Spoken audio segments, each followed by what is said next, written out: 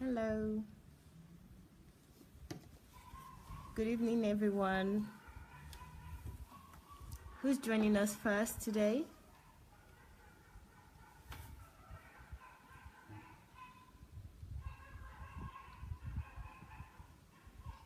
Hello. Yay. Hello, Theophilus. Good evening. How are you? I hope you're good. Hi, Julie. Hello, darling. Good evening. It's been a while. Hi, Ireti. Good evening. How are you? Thank you for joining.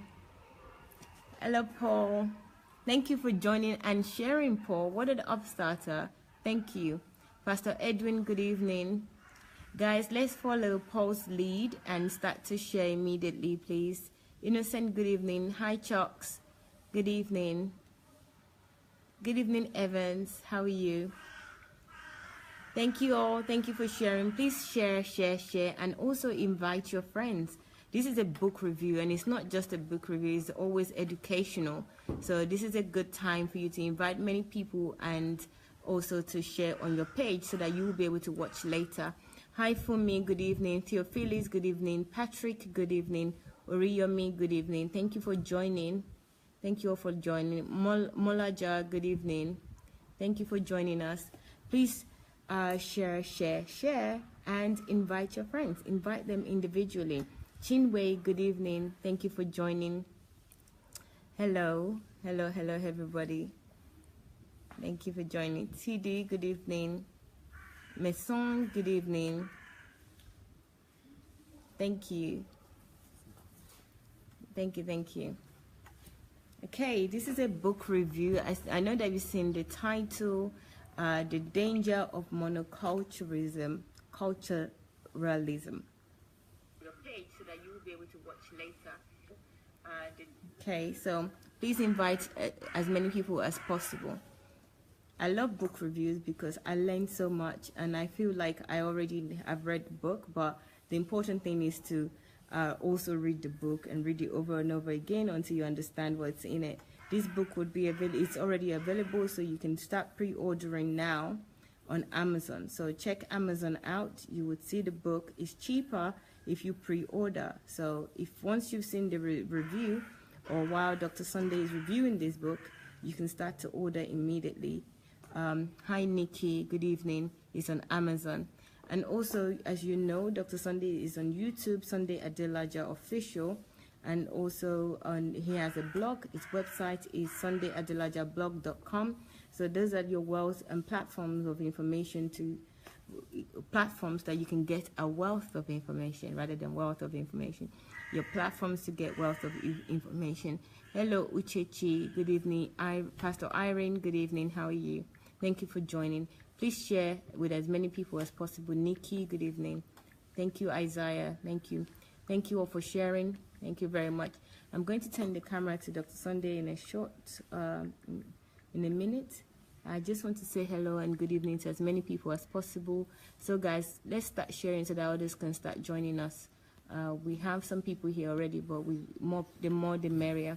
Hi, Jane. Good evening. Thank you. So I'm going to turn the camera to Dr. Sunday now so he can start, because there's so much to this book and we don't want to miss out. Hello, everybody. I hope you'll be able to see this. Is that high enough? Is that clear enough?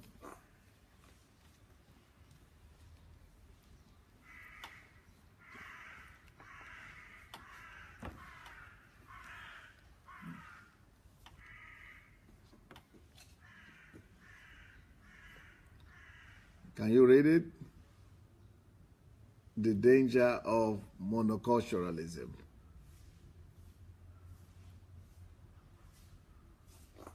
The danger of monoculturalism. Yeah. Monoculturalism. Have you ever heard of that? Are you familiar with that at all? Have you ever heard of that? Somebody said that is anthropology. Yes, And this anthropology came to my mind not because I studied anthropology in school. I actually was admitted to study anthropology one time. I didn't know that I would be writing textbooks for them soon. This actually came to my mind because of a discussion and a debate that I was involved with some Europeans who are here in my church and my country. For example, not just here in my country. For example, I arrived in Seattle, Washington one time to do a conference for my church there, for our church, for Embassy of God Church over there. And I was met rather respectably, you know, with honors at the airport, with the limousine, you know, the way Americans can do it, limousine and all that. But then, of course, as a black man, and all these churches that we have in America, all of them were white churches, you know, white Americans. And, but these white Americans, most of them were people who came from Europe recently. Some of them are Russians, Ukrainians, like, you know, from Latvia and, you know, places like that, Baltic states and things.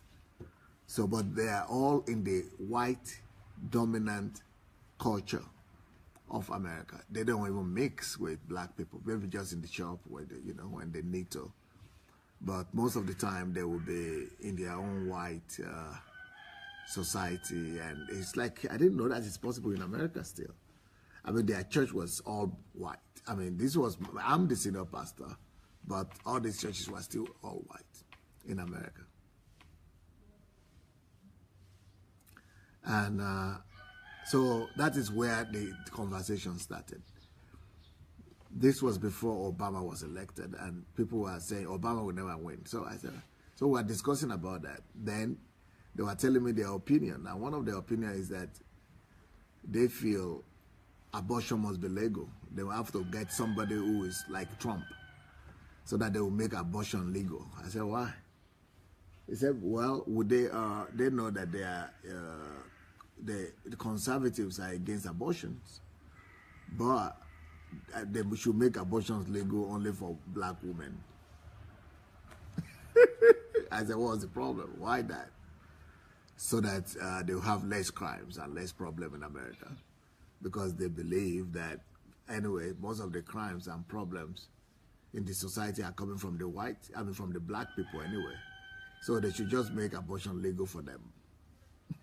And then those, all kind of things. The women are lazy, they only get pregnant and they live on the subsidy of the government. And, you know, they don't work, you know, they're just living on welfare and we have to pay for that. So all kind of talk like that.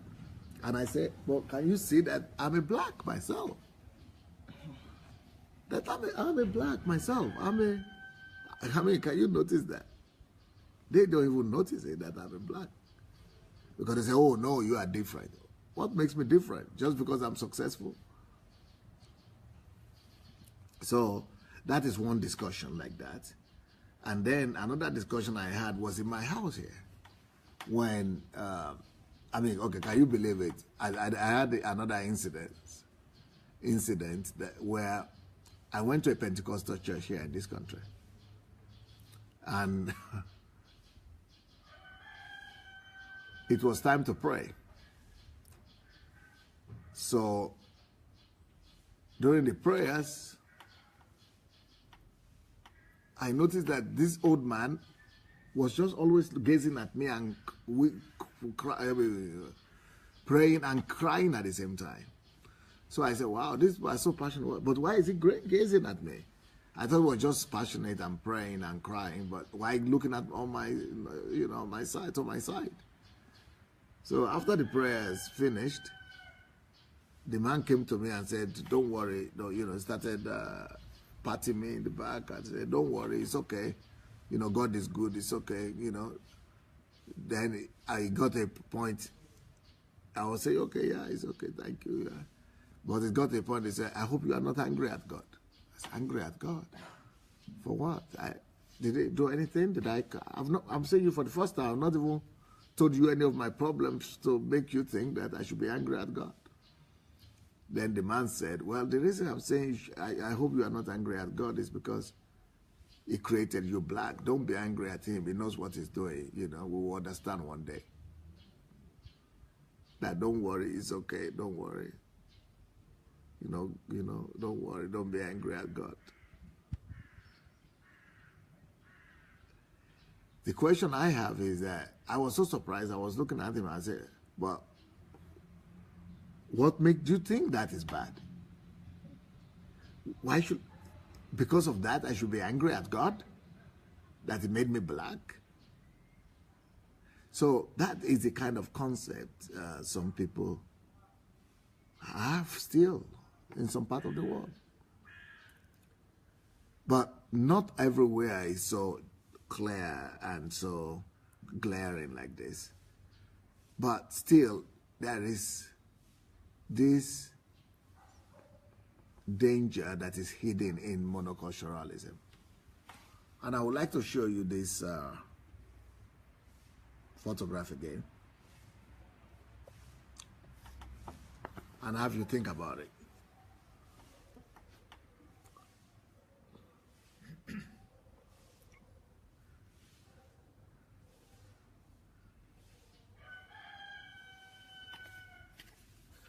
The danger of, I think it's an original cover. I think the cover is beautiful.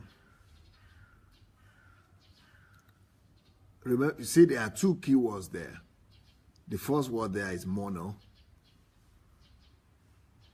The second is actually a compound word. Monoculture. Monoculturalism. Monoculture, what is a monoculture? And I'm talking about the danger of a monoculture, of monocultures. Okay, let me tell you the other side of the coin. For example, in my country, Nigeria,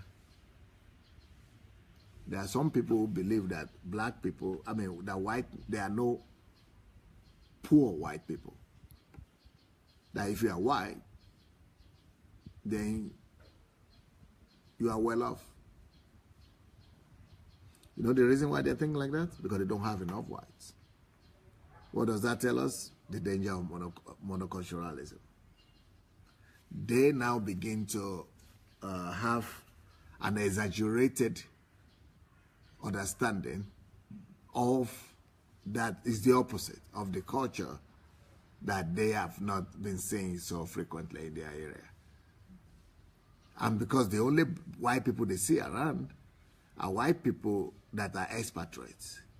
They don't even know that these expatriates that they are looking at who are living well off in Africa are being paid by them, by their government, by the Nigerian, African government. And they are living off thanks to you and to your taxes and things. So, but that is one aspect of it. Another aspect of that is that an offshoot of thinking that black people, white men are not poor and they are well off, is that Africans now are risking their lives in the Mediterranean Ocean, sinking and dying the thousands trying to get to Europe. Because they are thinking everybody, the way they see white people live in Africa, that's exactly the way all white people live in Europe. And if they could get there, they will be able to live just as well off and as ostentatiously as those people they are seeing there, that everybody in Europe is living in luxury. See, that's another danger of monoculturalism. That's why when I go to Nigeria, I want to take as many people as possible with me. And from here alone, I'm taking 200 people. And from all over the world, I want to take about 2,000 people. I want to populate Nigeria with different cultures as well. It's because it's dangerous for a culture to just be exposed to their monoculture, to their own culture. And that's one of the problems that those people who are clamoring for separation in my country the Biafra, the Ojibwa group, or whatever they call themselves. That's what they don't understand, because if they succeed in breaking off, they will have a monoculture, but they don't know that it's going to be the beginning of another sorrow for them, because there is a whole big problem when you are having a society that is monoculture, monoculturalism. So this is a unique topic that you might think doesn't pertain to you, but if you're already living in Europe and even anywhere you're living, by the time I examine this to the end, you will discover that this is a question that pertains to every one of us. Actually, if you look at the cover of that book again, you will see that in general terms, it is actually talking about the problems of stereotypes and prejudice. Yes, stereotypes and prejudices. Stereotypes and prejudices. And you know, one funny thing that I've discovered over the years is that most people, even the most prejudiced people, don't even know they are prejudiced. They are prejudiced. They don't realize it. And everybody will tell you, even the most racist will tell you, no, I'm not a racist. And I'm not prejudiced. I'm not prejudiced. I don't have stereotypes about other people. But that is not the shock that I got personally. The shock that I got for myself is that I also have my own prejudices. And every one of us. I've worked on my own, and I think that if I have any now, they'll be very minimal. But let me tell you what, all of us have some form of prejudice or the other. For example, if I tell all of you that are there watching me right now that this is a girl, a young girl, 22 years old, but she's blind, will you be willing to marry her? Or a man, a husband, potential husband, he's 32, he's doing well, but he's blind. Are you sure you are going to be willing to marry him? That's a kind of prejudice right there. Some people say that I would never have anything to do with former drug addicts, even if it's no more on the same program or the other. That's talking about prejudice right there. Some people say they would never marry people of other races. Okay, for example, I was always looking at that as weird until I met Vietnamese people. That I found myself saying that, oh, I cannot imagine myself marrying one of these. I'm sorry to have to say that, but just for illustration's sake. Because they were all too small for me, you know, they were all looking and they have funny eyes. Because I was not used to seeing those kind of people where I'm coming from. Prejudice. And I'm the same person who said, people discriminate against me and against us, against people who look like me, and here I come. Besides that, let me tell you another of my prejudice that I needed to fight against. I'm sorry, but somehow I find myself advising my church members against going out with Arab boys, you know. I'm sorry for that, but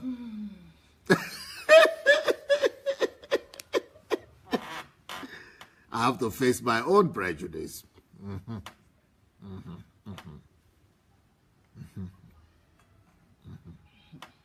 I don't know what you think of a potential husband that will coming from that side of the country, of our world.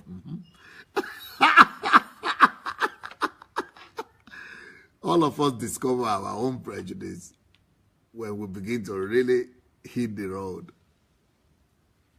But if you are a Christian, I know your prejudice. It's most likely against the gay community. Even if you are calling them gay, that already talks about your prejudice, because a whole human being, maybe the person is a professional, maybe it's an engineer, maybe it's a doctor, Maybe it's a father, maybe it's a son to somebody, maybe it's a qualified personality, a good guy. But just because you got to know about his sexual orientation, now it's no more all of those things. He's now just gay. And a lot of Christians, we have problems, we have issues. So, you know, it's one thing when we're all philosophizing and talking about how these things are bad, how these things happen. But when the buck reaches your own door and you need to look yourself in the mirror and discover that you might be having your own prejudice, that's when it's really very humbling. So let me talk about some of the content of this book. And in fact, I would like to see what people are saying about this, because this is like saying I'm coming from another world altogether. Who writes about that? Who's a pastor that even thinks about these things? Well, what kind of topics is Pastor Sunday even talking about? I mean, where is it? What's wrong with this guy? Why can't he get some biblical topics and just write some of these things that we know the blood of Jesus and righteousness and all that? What are these topics like monoculture? What? Some people have never even heard of monoculturalism. So what's Pastor Sunday doing? What's this all about? Well, let me give you some of the ideas of the topics in this book so you will get to know what this is all about. The first chapter here says, under the first chapter it says, all sorts of people have all of a sudden found their way here. I'm sure if you are living outside of your country, even in your country, especially if you are living in Europe, you should be familiar with a variation of this kind of statement, that all sorts of people now come to us. I know exactly what that is talking about. If you have lived in Europe as a person of color, you lived in Germany. I don't know if in the UK they still have that still.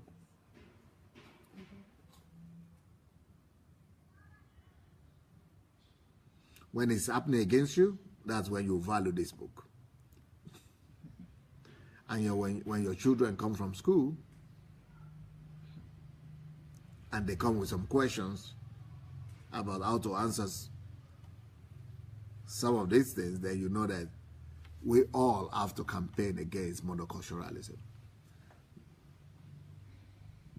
And there is danger in monoculturalism. Let me give you another statement here from this book. No, not statement, statistics. In this book, I declare that monoculturalism will eventually lead to genocide if it's not stopped.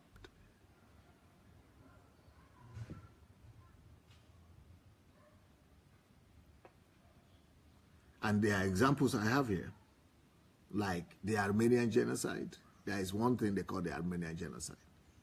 Then the apartheid in South Africa. That is the danger of monoculturalism. That's the result of monoculturalism. Then the Ku Klux Klan. You know, during the election of Trump, they had some campaigns saying, I think they said, America belongs to white people or something.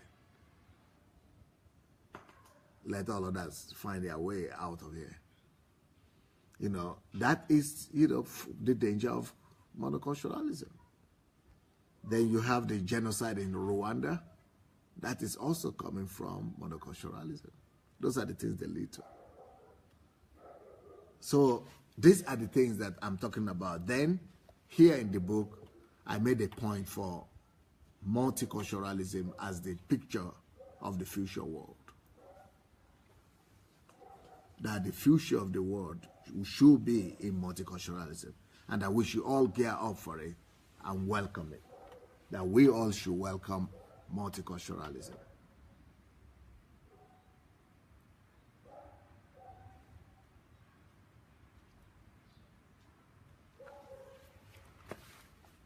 There is a book.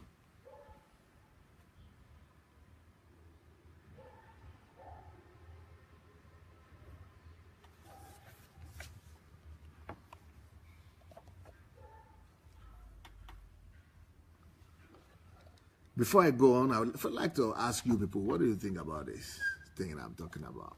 I think I'm looking at Julia and I'm thinking she's probably thinking, how did he even get there? What's your business in this, huh? Maybe not, but might need to move closer to your girlfriend. your soul sister.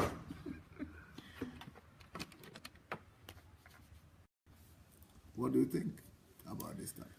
So I actually really love this topic because I did not just grow up in Germany, but I also moved to Ireland. And as many of, or maybe you don't, but you may know that in Ireland recently homosexual or same-sex marriage was legalized. And also in Germany actually recently. And these are things where I as a Christian really am challenged or have been challenged, especially by my Christian community. So people were saying, oh my God, now you're living in a world of complete darkness and, you know, do your best to maybe get out of there and stuff like that. And I personally, I've had homosexual colleagues and I've had homosexual friends, and I still do. And I really felt guilty in one way as a Christian because, you know, you're being pressured to distance yourself from these types of people, in quotes.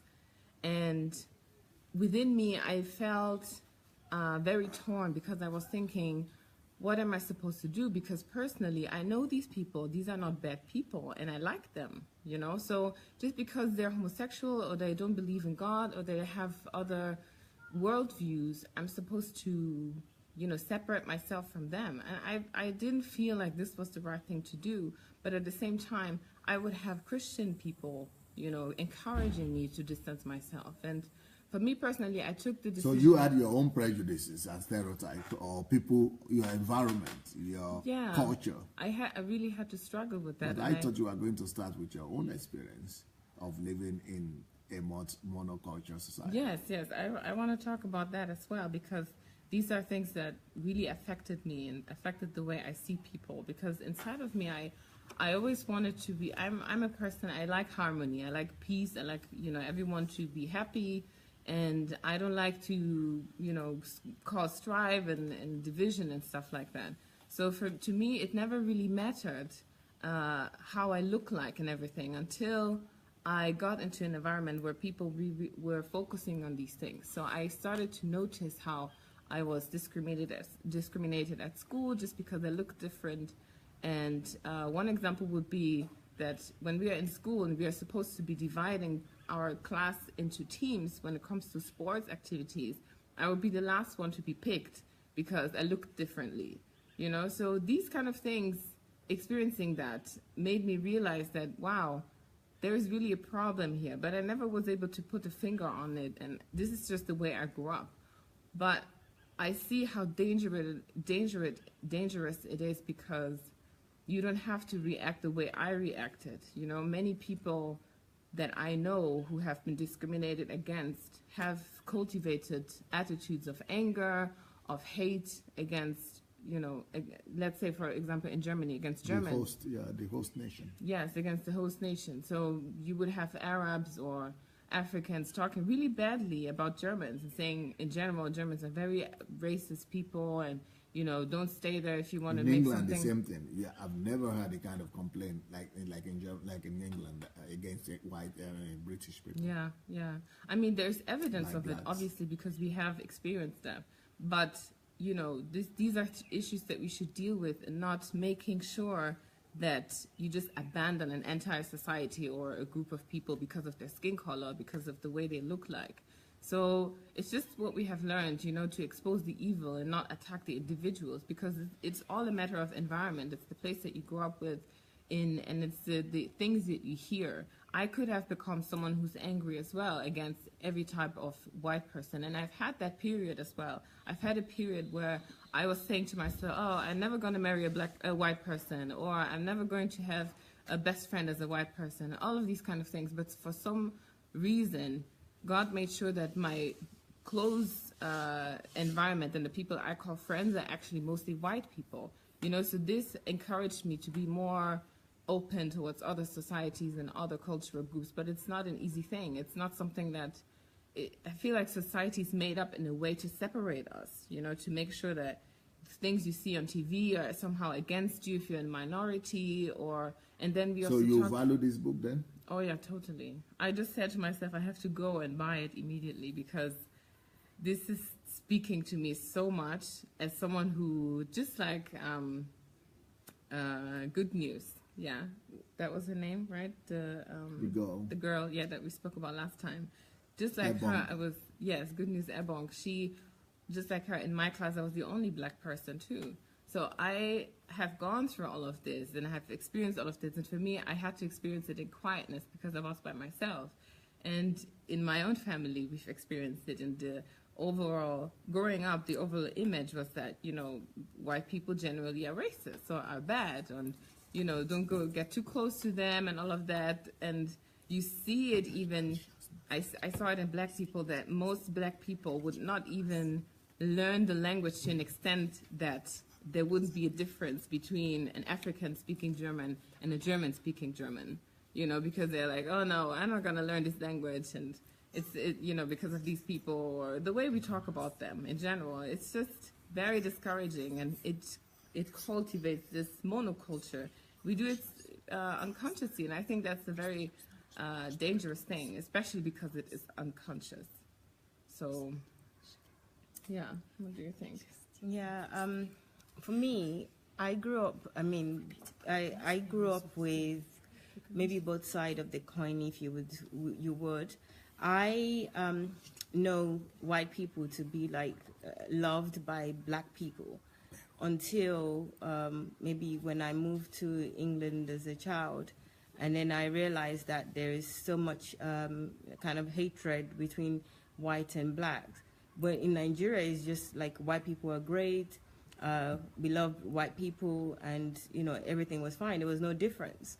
Then when I moved to England, I didn't actually know until one day. I was probably about 11 years old. I went to an army cadet, and on my way back, a group of white boys, most people in England will probably know, it's skinheads. Yeah, they're not skinheads, they're young. They're still young. They're probably teenagers. But they have people like that too. Yeah, in Bermondsey, yes. And they were calling me Coca-Cola, and I didn't really say anything. I just kept on going, and one of them spat at me from the back. So I was just so shocked. That was the first conscious moment for me that there was a difference, and black people were not liked. That was my first initial. And then when I got home, then I told my mom and said, I don't want this jacket anymore. Somebody has spat at it. I don't want to wear it anymore. And my mom was like, what happened? So I said everything. And she was like, yeah, we're in a different country now, and this is how it is. And I said, no, it's not how it is. That's not how it is. I think probably that... But this book, though, is to change the majority. Yeah. Is the danger of monoculturalism. Yes. So I'm writing actually to the majority group. Mm-hmm. Not to feel hurt by anything. No, the opposite. Yeah, not to take it personal, not to think that you have to be black or white. What happened to me could have changed to relate with consideration to people who are different from them. Mm-hmm. Yeah. Yes, I think this book would have been helpful to somebody the person that spat at me. I understand that. But I'm just saying that this is the things, how it crept up at us from very young age. So when somebody, if your parents, for example. So that is how we also get our own prejudice. Yes, okay. That's what I'm trying to say. Mm-hmm. So that experience for me, maybe it lasted for some time. I'm not quite sure, but I didn't feel like I hated white people as a whole. I just didn't like the situation, and I was conscious of myself. So I was looking into myself, that what was it that I did wrong, or what was it that, was wrong about my skin color. My parents' environment, they don't really talk about, being racist or anything. They don't. But I know that individuals that I know, family and friends, they have very strong... Almost every group of talk, every discussion group. They have very strong feelings, but it didn't affect me because, when you go to school in England, you don't have a choice. Most of your friends will be of different colors. I went to school where there's mix. I have black and then I have white friends. But I think my prejudice really started in church. And it started with not being unequally yoked. Going to Pentecostal church, there are more black people than white people. I think churches now, in terms of like Hillsongs and other multicultural kind of churches, they have mixed, and everybody mixed. But the church that I went to was mostly predominantly black people and Nigerian and one culture. So it's not, for me, even this book will not just, it's not just about color, it's also about little culture, you know, even black, even Nigerians and Nigerians, they still say, oh, this person is Ijebu. I remember friends of mine wanted to marry somebody that's from Ilorin. I don't even know where Ilorin is.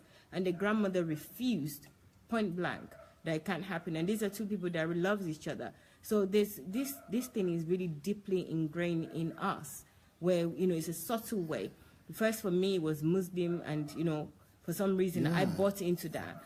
And then later... Especially in England, I discovered that there are a lot of Yorubas, among Yorubas themselves. Yes, yes. Who might actually be in love, but then Yorubas are almost evenly splitted. 50% Muslim. So a lot of boys who want to marry the ladies, they might be Muslims. So the churches is a big fight. Yeah, it's like a no, don't be unequally yoked. You know, even if they're friends, they you know, it's just so much mess. And I was really confused by that. I was really confused by the Muslim and the Christian thing, and, you know, what God was doing. Why would he say this? I had nobody to explain it to me, and I was really grieved by that. But there's so many other things. So love flies out the window. Yes, love. They don't want you to speak love. I'm not talking about sexual love. I'm saying love. Yeah, there's no love. Tolerance love. No, there's no tolerance. There's no tolerance. For me, with the gays and, you know, if you're a lesbian, that doesn't really matter, because for me, that's a private matter that you need to deal with yourself and God and your own feeling. So for me, I never really think about gays or... Well, that's, you know, big in Christianity. Yeah, it's big in Christianity. Bigger than Muslim. Yeah, my church, I think, is the church I used to go to is equally with gays and Muslim, is like big. So but I never agreed with that. I just thought that was wrong. I have really great friends that have different sexual orientation to me. And that's all I see is it, because they're very intelligent people. We have good conversation. They're good friends to me. So I cannot dismiss them. It's just impossible. The evidence there tells me they're even more useful to me and more friendly, of more value to me than people that don't have the sexual orientation. So I reasoned well in that area, but I couldn't reason in the Christian and Muslim way. And I've been told so many stories that it's just really messed me up. That it took me a long time, that to the point where I offend my Muslim friends without even knowing, and thinking that I'm being righteous and I'm being a good person and I'm being a good Christian. I really put them down. I, you know, say, and they keep quiet. They don't really say much, but you can tell that they're hurt. And also you're driving people away from you, people that, you know, you could be of value to each other. You mess up by going on about where they, you know, the religion that they're practicing. And it says to me also that, you know, you are belittling your own God, you know, by, you know, doing that, by kind of saying that you do somebody's culture is not good or this is not right. So I actually really want to read the book. I think I've already purchased it, because when I put it, when I saw that is the title, I really wanted to read it so that I can really change, because I must have offended people, especially the Muslim. The gays, I don't have a problem. I like the way where this discussion is going, because we are not just talking about the discriminations against us, and how we suffer discrimination and how from other people. So we are not just discussing, we are being objective as much as possible, that we are also addressing our own discriminatory attitude and our own prejudice towards other people too. And so this is one of the things that this book is going to be talking about, because this book is talking also about the source that we should, you know, this one of the assignments of this book is to help every one of us to examine ourselves and look into how we have come to be having our prejudices, and what is the origin of our own prejudice as well. You know, that attitude you had towards Muslim, it started from somewhere. So this is one of the things that the book is doing for you, to help you look into yourself. Why is it that you dislike a certain group of people? Why is it that you said that thing about Germans, and why is that coming from? It could be a reaction to the attitude that you had because of the way they behave towards you. But the reality is that it's two ways. You know, it's two ways. And but you cannot do much about other people, but you can do much about yourself.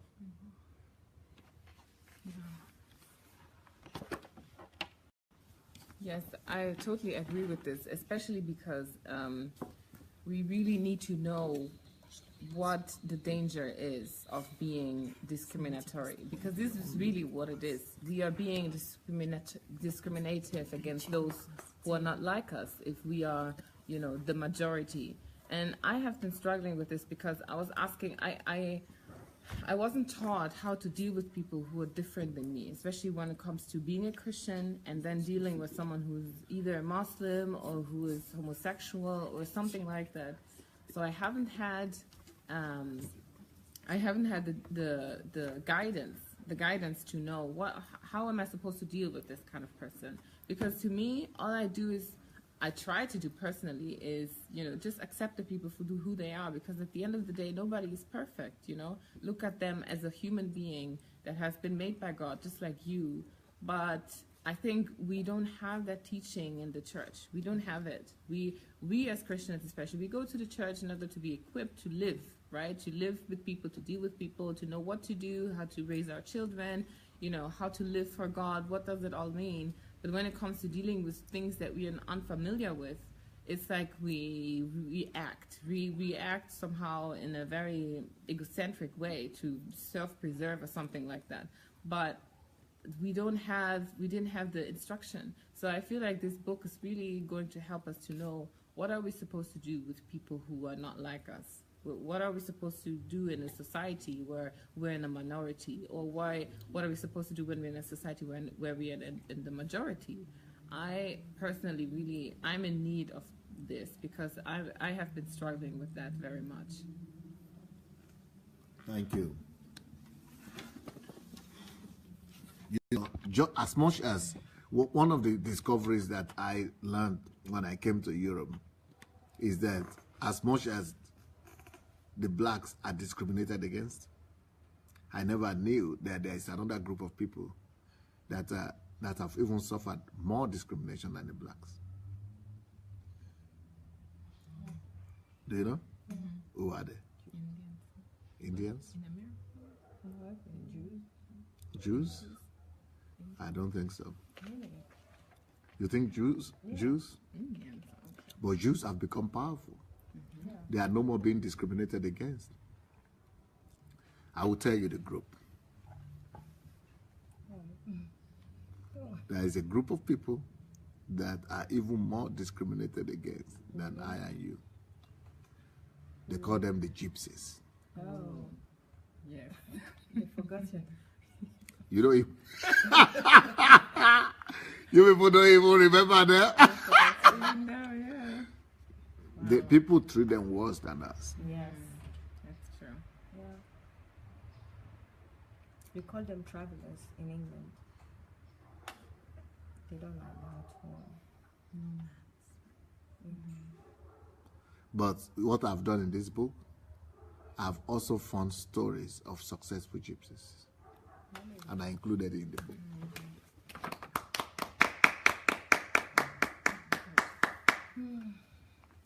Then it breaks the prejudice.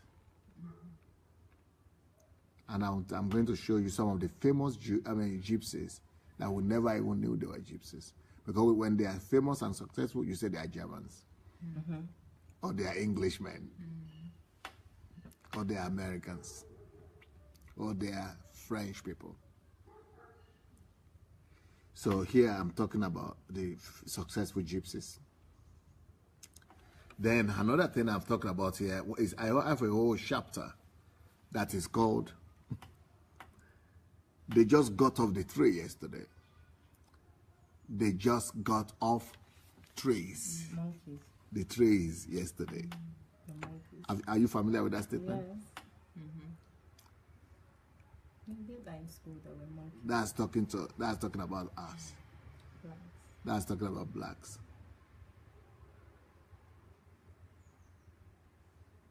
In Europe and among white people, this is commonly used. People have said that about me here as well. True, but I'm not you. Yes. So I have a whole chapter here in this book talking to white race, the white people, the Europeans. And I'm telling them it's good for Europeans now to be friendly with everybody else. Otherwise, they will be extinct soon. And in the next few 100 years, only 9% of the world will be white. So you better think right now. The world is not going to be white anymore. Everything that goes around comes around, whatever I say it. Everything that goes around comes around. It's a boomerang.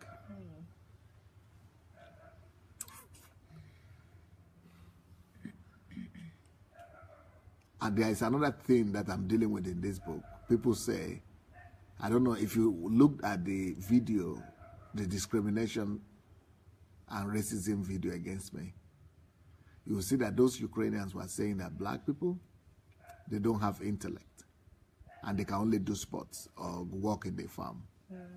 Yeah.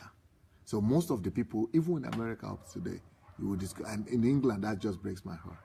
You will discover that even young people, blacks, in England, in America especially, and even in Germany and France, they just send them to go and play football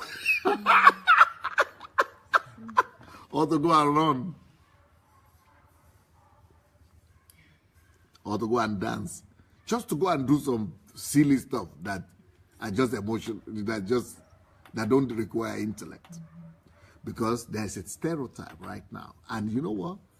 Our parents, our black parents, they buy into that all the time. They are sending their children to go and be playing football or be doing soccer or be doing, sports and things like that, because they are looking for quick money. But they don't know that even though Europeans, they recognize that they play good sports, but you know what they all normally think? They say, these black people, they are only good in sports because that doesn't require intellect. That's the philosophy. That's the way people say. So in this book, I am proving the science that is behind sports. That sports requires a lot of intellect. So in this book, I'm proving it. That and I'm scientifically proving why sports is only intellectuals that could be successful in sports. So I call the chapter Sport versus Intellect. Then there is another theory. I don't know if you people have seen this. The picture of evolution. This is another thing I'm dealing with in this book. You see the picture of evolution with a monkey, and it's going from monkey to human. But you will see that when it's monkey, all the stages it was a monkey, it was black. Then when it became human, it became white.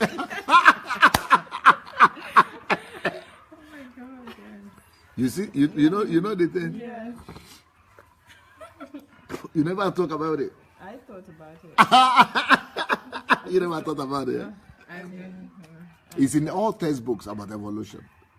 I thought about the question. The black people are the ones who are closer to the monkey. So what people are sincerely thinking is that, the white people are the ones who have already matured, evolved, fully evolved. Yeah. But the reason we are black is because we are still evolving. We just came recently out of monkey.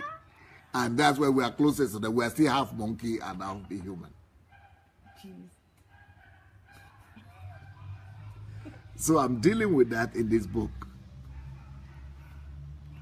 And I'm scientifically proving that picture is wrong. That picture of evolution is wrong. And it's not just that the picture of evolution is wrong. I'm also proving in this book that, to change color in the middle of the game, even if it's the picture.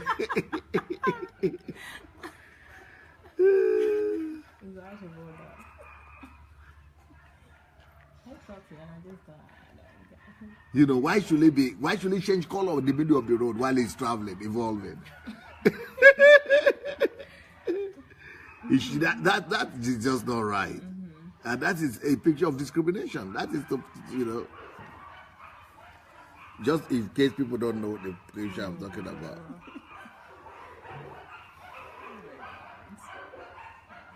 Is it clear? Yeah. Can you see your brothers? Then when they became human, they became white. Yeah. A serious logic. And these are being taught in schools to children who are very young.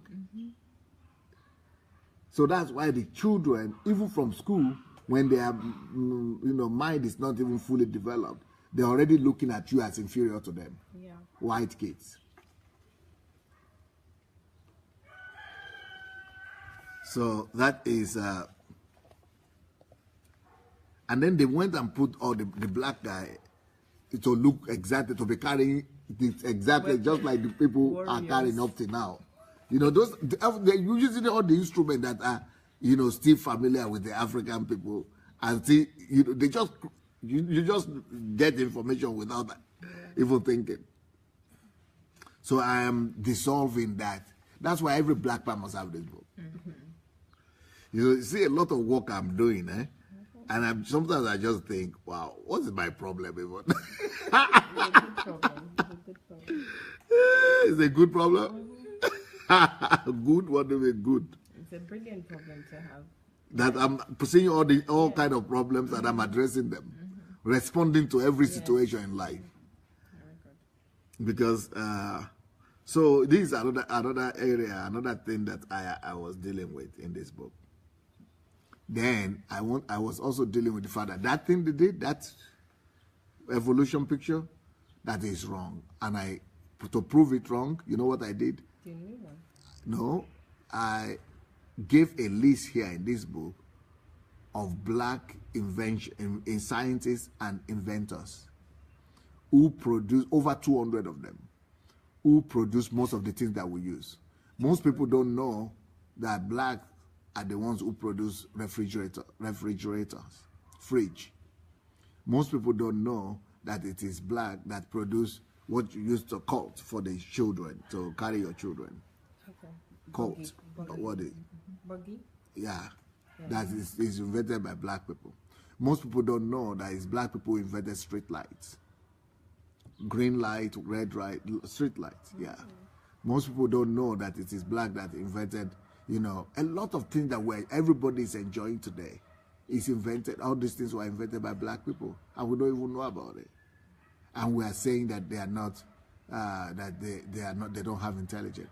Even cars now are automated, or what do you call it, gear. Yeah. That's from black people. A lot of things that you could say, ice cream, things to make ice cream, shears, all kind of things. I have a whole list in this book of the things that blacks are the ones who invented, and nobody talks to you about it. So that's why, because people don't talk about what blacks have invented, that's why they are saying they can only do sports, they don't have intellect. And it's a pity that these black parents, poor parents, they are sending their children only to sports because they are saying that's the only way they could make it. Instead of us to really, develop them and make them to be successful in every sphere of life.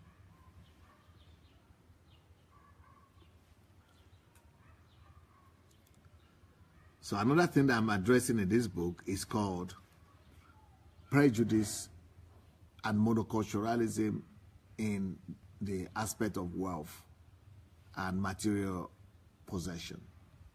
That a lot of prejudices and stereotypes are connected to class. The haves and the have-nots. So in this book, I'm trying to prove that who told you that to be in the class of the rich is a good thing?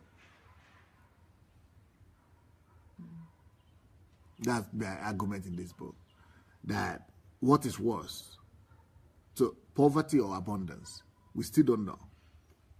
Because people, in this book, and this is coming from one of my discussions that I had with some white people here. They say, you are primitive. Well, I say, why? They say, because up to now, you have some people in Africa who walk about without clothes. They are naked. They are primitive. They cannot read. They cannot do anything. They are pygmies. I said, okay, but who told you that is worse than what you have in Europe? Because they are pygmies, they are primitive, but they don't have cancer. They are primitive, they are pygmies, but they don't have sugar diabetes. They don't have clothes, but they are not ashamed. But they don't have clothes, but they don't have pornography. They don't have clothes, but they don't have prostitution.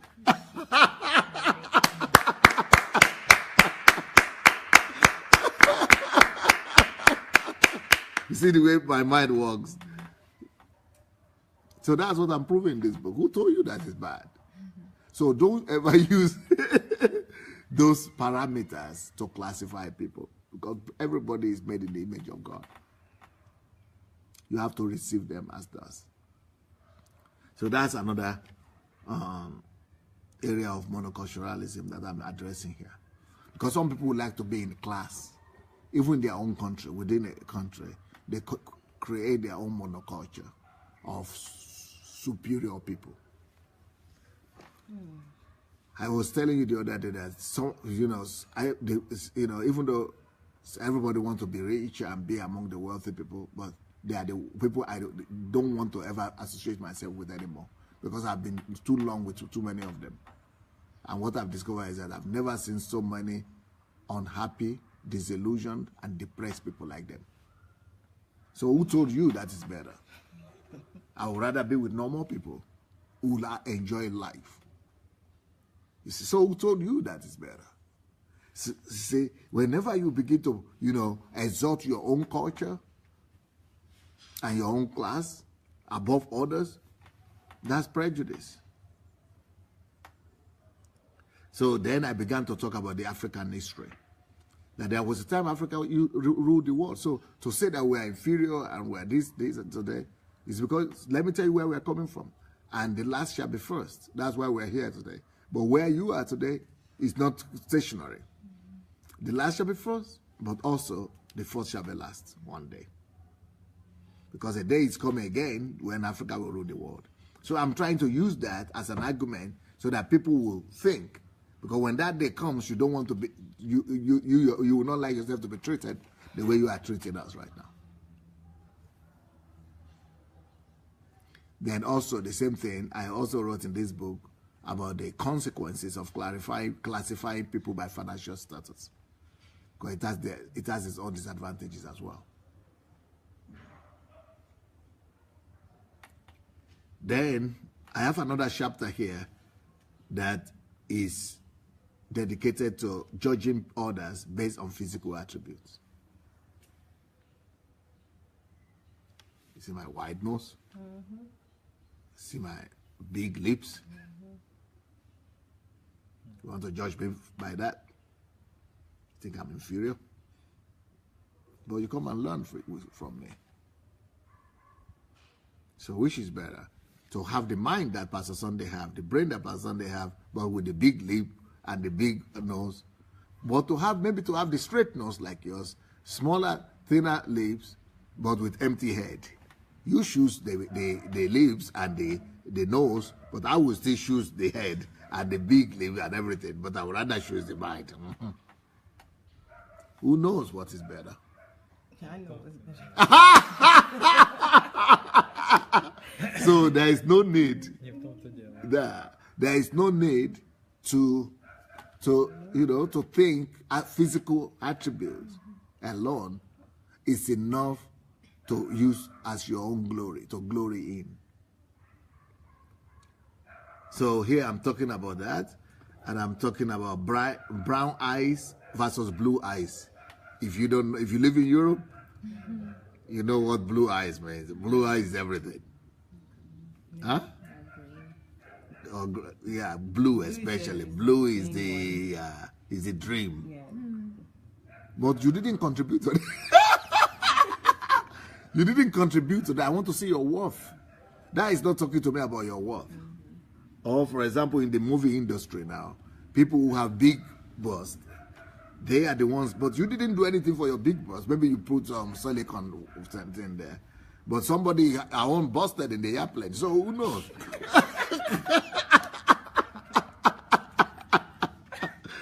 So you never use physical things to determine value and worth, okay? So I talk more about that. Then there's another chapter in this book you'll find very interesting. It says, plow, right?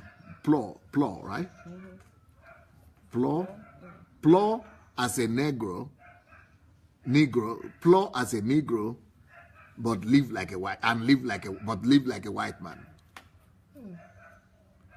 Plow, you will plow like a Negro, but I will live like a white man. There is a saying like that in Europe here. You don't know about that? Oh, it's all over the world. It's in America too. In America, they say, walk like a Negro, like a black. You walk like a black, but I live like a white man. You know, that is the way, the mentality all over the world. In Africa, that's the way it is. White man just lives. You just see the way he's enjoying. And all the slaves and all the black people are the ones. That's what it means. In the plantation, it's not the white man you see there. So everybody's dream is to live like a white man. But why they have others working for them like a black man? I don't know if you get it. So plow like a Negro and live as a black man. They're saying like that. So here in this book, I'm also talking about that. And it is that same mentality that makes people who went to school in Africa to want to get white-collar job. Have you heard of white-collar job? That's coming from there. They want to go to school so that they will sit in the aircon. They want to live like a white man. So I said, okay, you went to school to sit in the office, but I will walk like a black man, okay? I will walk like a black man. But you know what the result is going to be? Work, diligence gives me skills. It gives me expertise. By working, I'm adding value to myself. And by working, I'm discovering my worth. And by working, I'm discovering the wealth of the earth. And by working, I'm discovering my own wealth. So I'm going to work like a black man, but I'm going to come out of that work as the ruler of the world. But you just want to lie down and rest? It is not the one that rules the world, but the one that knows how. That is the one that rules the world. Because you can have all the wealth, but you don't know how to manage it, how it runs. But the person that knows how to manage it and run it is the one that will rule you, who owns the thing. So you think it's an aspiration to live like a white man while other people walk like a Negro? Good for you, but I'm not against working. I'm going to work like a Negro, but I'm going to leave a legacy that is much better and superior. So I'm talking about that because that same mindset has even come to Africa right now. Everybody wants to have white-collar job. That's why you have engineers who don't produce anything because they don't want to go and make their hands dirty. That's the whole concept, like live like a white man. You just want to have the white-collar job, not get your hand dirty. But you cannot invent anything. You cannot do anything. You want to sit in the air conditioner.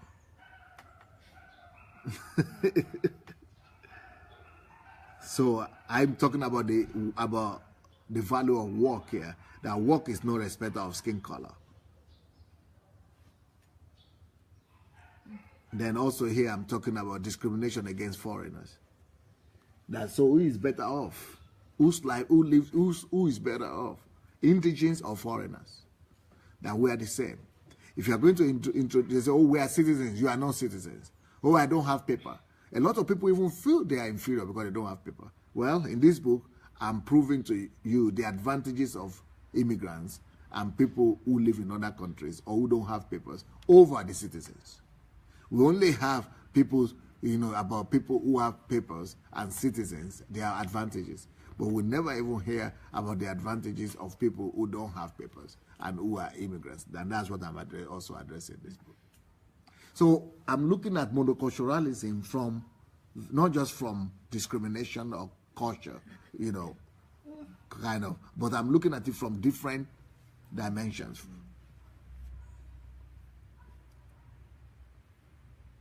Another mindset that is here in Europe is when they want to curse, or they want to laugh at you, they say, may your daughter marry a black.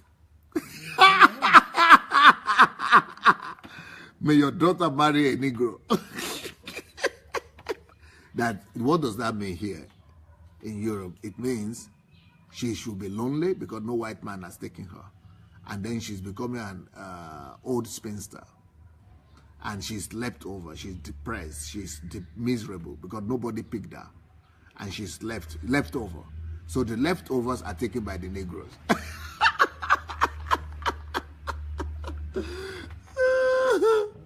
That's some of the things that are here in the white society where we live in. Then here, in this book, I'm addressing that as well. I'm saying, okay, you are saying, you are cursing him that the daughter will marry a Negro. Who told you? Let somebody now. I'm telling. Let any white man will dream to marry Pastor Sunday right now. Any white woman will dream to marry Pastor Sunday. Why? They will forget I'm a Negro because I'm successful. So you know, it's past tense when they used to look at Negro as a curse. And I'm saying, who tell you that marrying a black person is like a doom? Because we treat people better. Go and listen to my teachings. When people listen to my teaching, they will know. The people say they don't believe that a human being can teach things like that. Talk less of it coming from a black man. And this is a black man coming up with those teachings of the difference between men and women, how to treat a woman, you know, the psychology of a woman, all those things. That how can a black man know that? You say a black man will treat your daughter better than your own white people will treat her. So these are the things I'm writing about in this book. So I don't know what you people are thinking or what people are thinking, and let me show you them the book again and tell them where they can get it.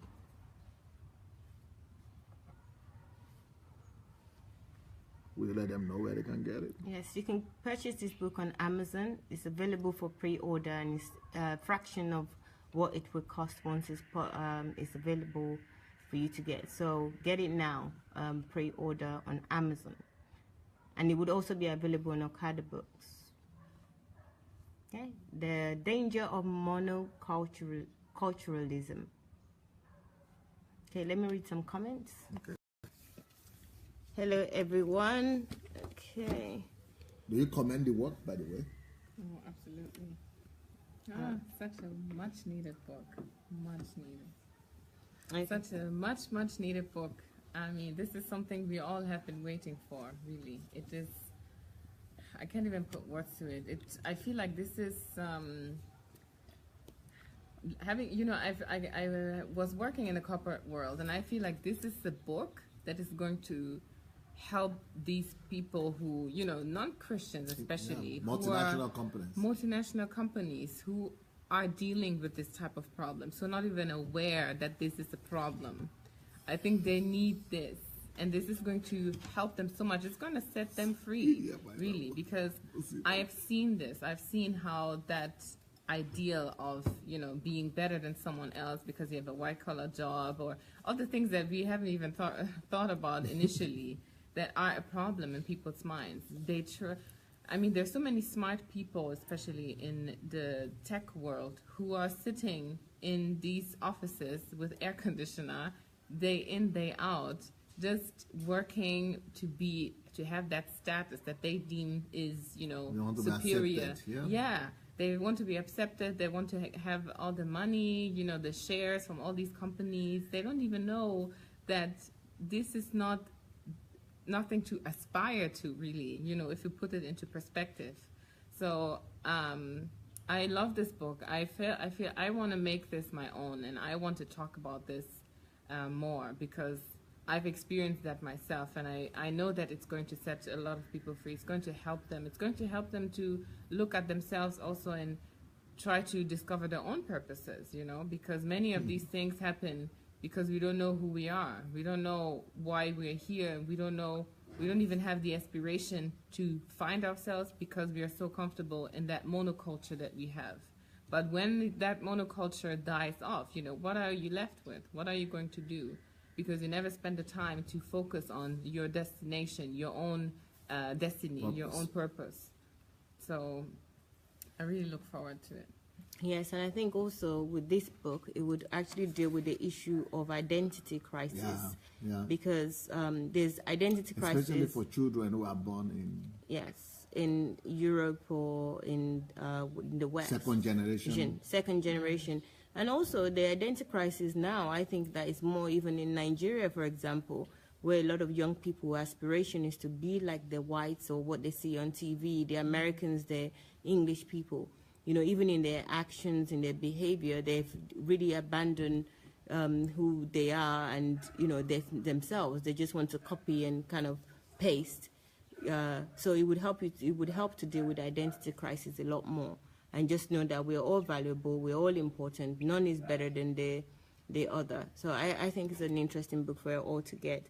Oriyomi says, my people don't patronize market anymore. All you hear now is ShopRite store. Chinwe says, this book will help people see things differently if they pay attention to the contents of the book. The problem is, will they read it because a black man wrote it? Well, that's their loss, really. Chinwe also say you are a fine, finished, high-class product. Any white woman would jump to the offer if you consider it too. Reverend Rosalind says, legacy is my focus. Paul says, being black doesn't mean stupidity. Oriyomi says, success is blind, not love. Pastor Pierce says, maybe in East Europe. In France, you will go to court for such a racist statement. I am white. My daughter-in-law is black. My son-in-law is mixed. Okay, is that what mixed? My future son-in-law is black. Wow, that's a mixed bag. Very good. Ada says, God help us, engineer without invention. Oriyomi says, nobody is making Gary in my village anymore. I won't be surprised if we start having China Gary instead of Ijebu. Monica is laughing. Wow, interesting by Nikki. We have lots of people laughing. I think it's something Dr. Sunday says.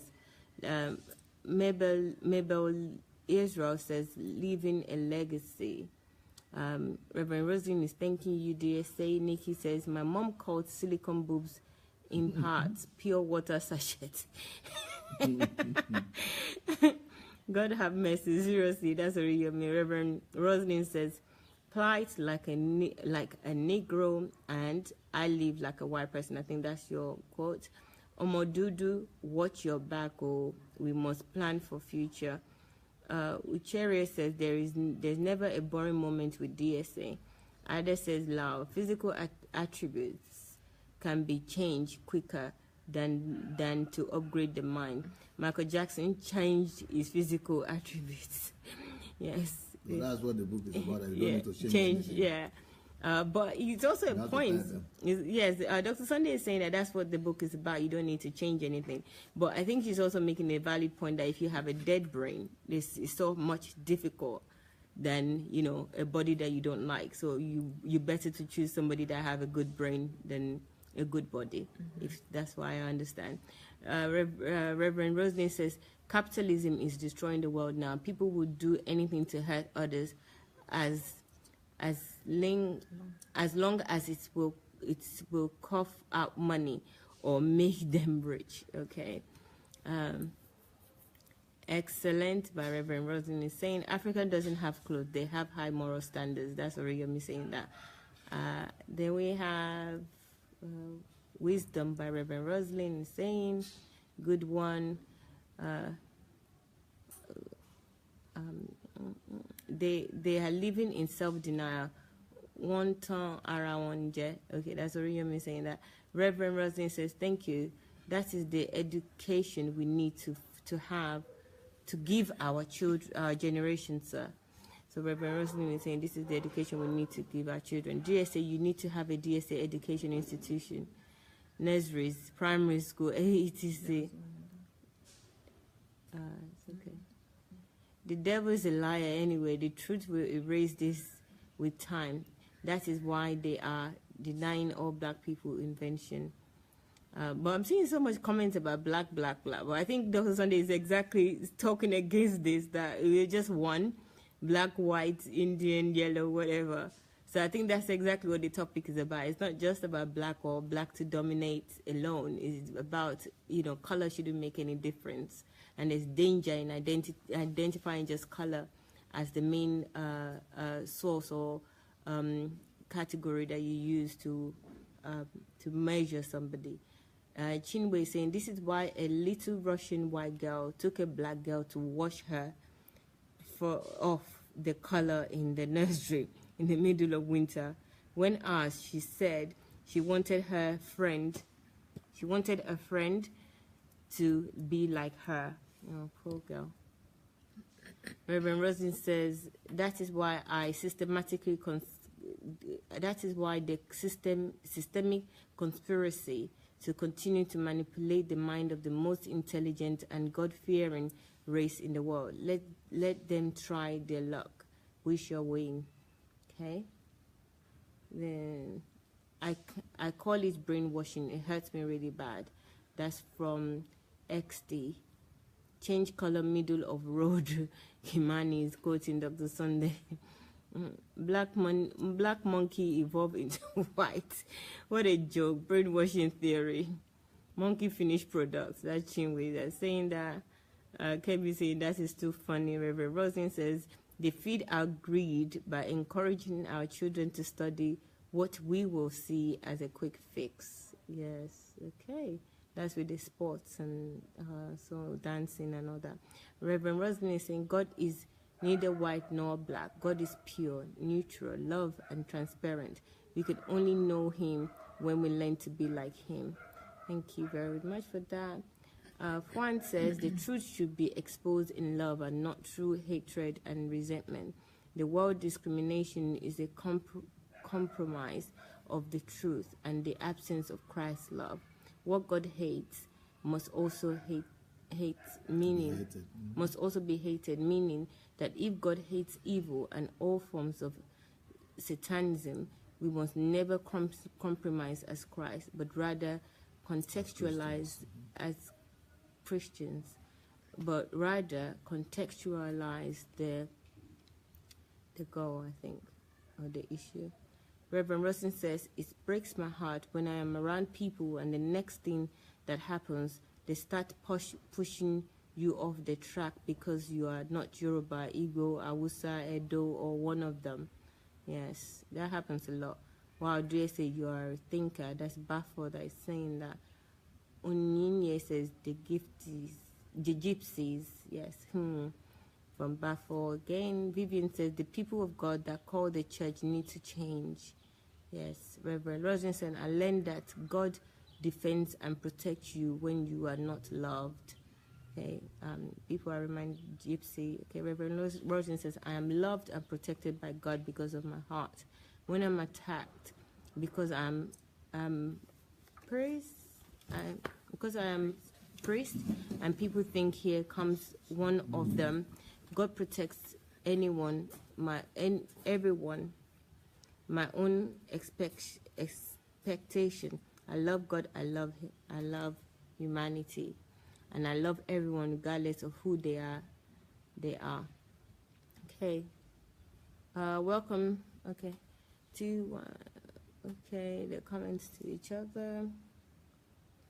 All right. My kids have more white friends. I think where you live in Europe also matters, but they have black British and black African friends and really learn from this. That's TY saying that. Mrs. Sharon K says, if you run from people who are different, they will also run from us because they also think we are different. We have, in the end, gained separation. It's true. Reverend Rosen said, that is why people in plenty hate in the world. That is why there is plenty hate in the world. Chinwe says every race has an element of prejudice in them based on what they were taught or their experience. Nonetheless, people of the same race can still behave the same way to you and vice versa, but it is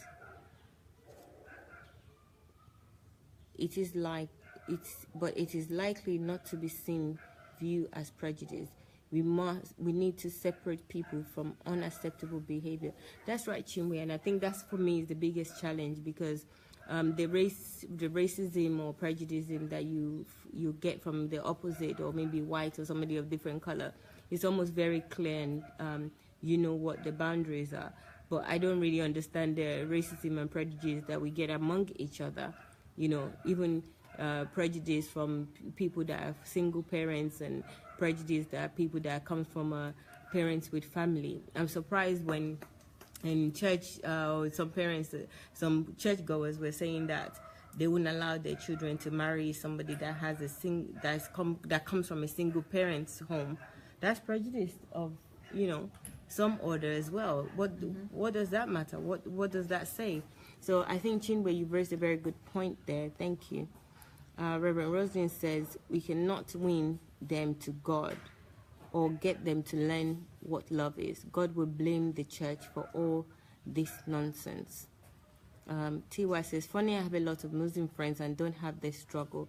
Mine is calling white folks racist, but I'm the one who has been kind of segregatory. Yes, TY, we all like that. I questioned my teenage children why they have only black friends. The response was depressing because they were being coached wrongly. It's a big issue. Thank you, DSA. That's from Bafo. Reverend Rosen said, very kind and open-minded too. TY saying something to Riyomi, okay. Church must change too. Christians are guilty of high level of discrimination and very intolerant. We are not judge or lord over anyone. Riyomi says tribalism in Nigeria is even worse. Or let me say, among Africans. Thank you very much, Riyomi. TY says, Yabba, for especially cause I felt most white ladies that marry black rich boys who are celebs hurt them crazy divorce and destroy careers so unconsciously. I have warned my son not to bring home no white girl home. Oh, TY. Well. I hope you will read this book. Hello, DSA. Discrimination is huge and deep in the church. Wow, TY. But there is hope for people like me. That's TY. Okay, I'll read this as a final one. I live in Bermondsey for 22 years now, so I have had my own fair share of discrimination, prejudice, painful, hurtful, ungodly, and evil. It creates hate and segregation. Okay, thank you very much, guys. This has been a very interesting, educative moment. I think we should all get this book. We all need it. We need it for healing, and we also need it for our minds, to develop our minds to be the best that we can and enjoy the world that we live in with all the people that are in this world together that God has created. So please get the book. It's already available on Amazon, and also you can get a whole wealth of information from Dr. Sunday's platforms that on YouTube, Sunday Adelaja Official. On Facebook, we have this channel, Dr. Sunday Adelaja, and on the blog, we have sundayadelajablog.com. So we'll be back in 36 minutes. So join us again. We're still talking on the truth. Everything depends on the truth. Even this conversation we had is about the truth, okay? So let's go for it. Come back again in 34 minutes. We'll see you with the discussion or the teaching on truth. So see you later. Bye. Bye.